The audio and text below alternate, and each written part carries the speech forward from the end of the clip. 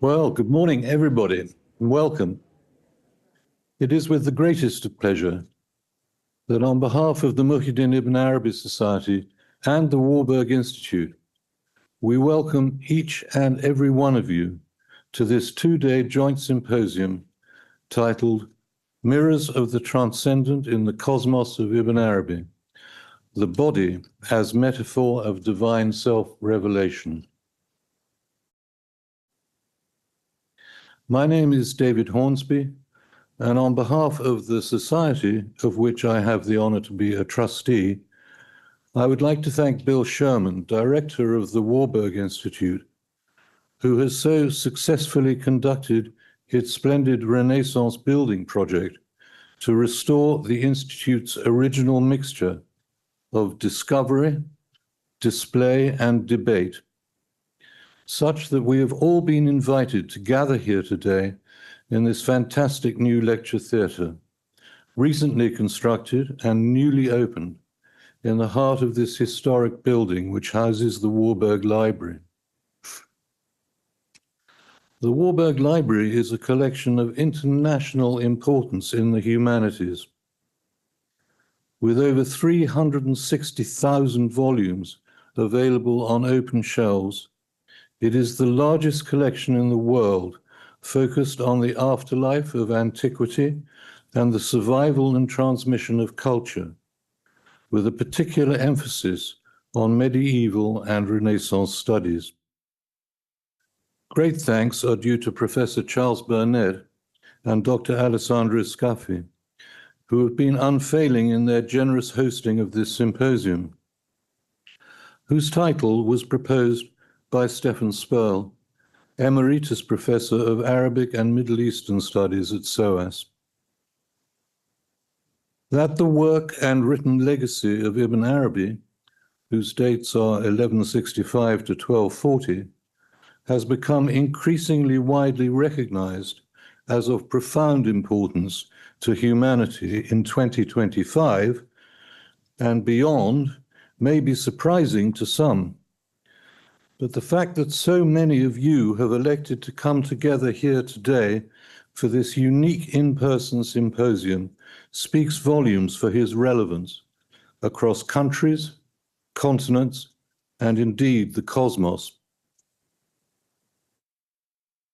Just as it seems that today, every day, scientific endeavor increases humankind's knowledge of the universe exponentially, with new perceptions of its vastnesses and beauties beyond measure an almost everyday occurrence, so perhaps it is increasingly important that we continue to explore the eternal truths of the human soul that imply equal or even greater vastnesses and beauties beyond measure. And in this endeavor, seeking for the very life of humanity, the writings, the works of Ibn Arabi do offer both an ever-steady anchor, a rock rooted in prophetic tradition, and fresh insights into elevated meanings to which few other sages have offered the keys so generously, with such consistent rectitude, and with such compassionate beatitude. As we come together, I hope joyfully to explore humankind's place in the universe and the universe's place in the humankind, our theme over these next 2 days. May we ask for the particular blessing and himma of Ibn Arabi himself, the Sheikh al-Akbar, the Dr. Maximus, over our gathering, that in the light of the absolute unity of existence, our many ignorances and prejudices may be set aside, and we be enabled to drink deeply and lovingly together from the wells of his immense knowledge and all-important universality, a few drops of his inestimable value. Thank you. Great. So Alessandro couldn't be with us here today, unfortunately, but he's put together a little video of introduction, which I'm now going to play. To introduce the conference, we placed two diagrams side by side. On one side, the logo of the Warburg Institute, the host of this event. On the other, a diagram from Ibn Arabi's Futuhat al-Makkiyya showing heavens and earths, kingdoms, and the universal man, the hidden support of the cosmos. The Warburg emblem comes from a woodcut printed in Augsburg in 1472, used to illustrate De Natura Rerum, a book of astronomy and natural history from the 6th century, written by Isidore of Seville, inspired in turn by the Hexameron of St. Ambrose. Mundus annus homo. The world, the year, the human being. Everything linked, everything in motion.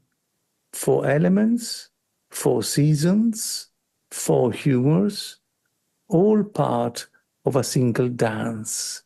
Everything within an intricate pattern. Across centuries and cultures, minds have wondered about these links.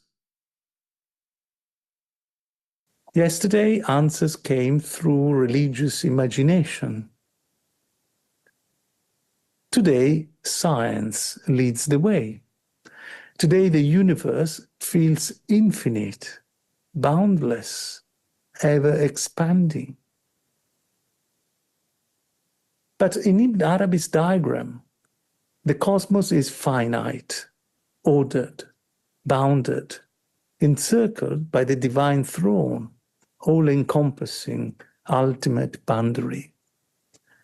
This diagram reflects one layer of the cosmology of Ibn Arabi, the lowest, the most tangible layer, the realm of bodies and forms, heaven and earth, enclosed by the threshold into the divine realms. You all know how complex and multi-layered is Ibn Arabi's cosmology. In any case, it's important to stress that Ibn Arabi's cosmos consists of both a visible realm and a hidden, invisible one, and that the visible and tangible world contains reflections of the unseen, transcendent reality. One symbolic example is the Arabic letter Nun. As you all know, Nun is written as a half circle with a diacritical point at its center. According to Ibn Arabi, Nun originally represented a complete circle, symbolizing the wholeness of the cosmos. Its current form reflects a division. The world now appears in 2 halves, one visible, the other invisible. These 2 halves, however, are connected. Over the next 2 days, the conference explores the mirrors of the transcendent within Ibn Arabi's cosmos, the connections between these 2 halves. Because something rises above us, surrounds us, sustains us, invisible but real. Because through the body, through matter, glimpses of mystery appear, signs of the unseen, reflections of the real, correspondences that link all levels of being, that unite the divine and the human, that join multiplicity with unity. These days will open windows on many themes: the Javanese reading of the name Muhammad, the meaning of talismans Ibn Arabi drew by hand, Adam, a synthesis of divine reality in the Fusus al-Hikam, body, intellect, and spirit in the governance of the self, human breath as a reflection of divine breath, tied to love, language, creation, aesthetic approaches to mystical texts, spiritual ittihad, striving as a path to God. Names, divine and human, as mirrors of being, as manifestations of mercy. Today, physical space feels like the whole universe. But for religious worldviews, reality includes the unseen. The invisible gives meaning to the visible. The perishable finds value in pointing towards the eternal.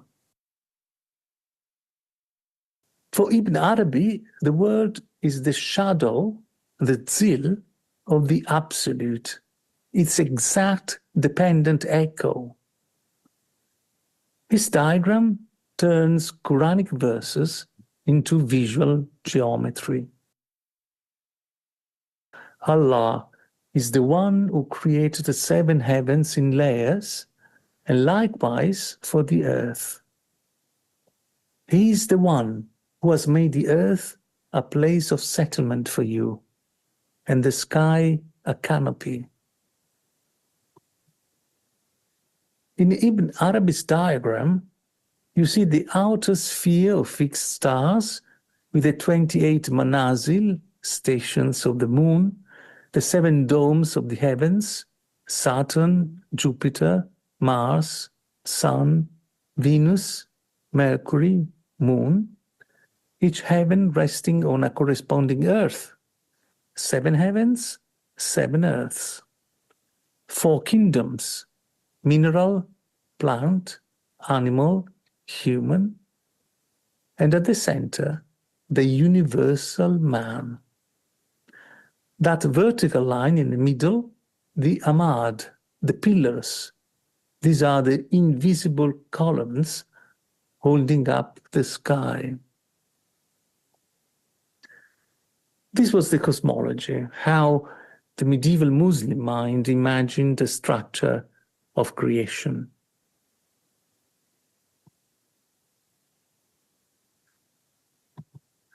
Note here, Al-Insan al-Kamil, the perfect human.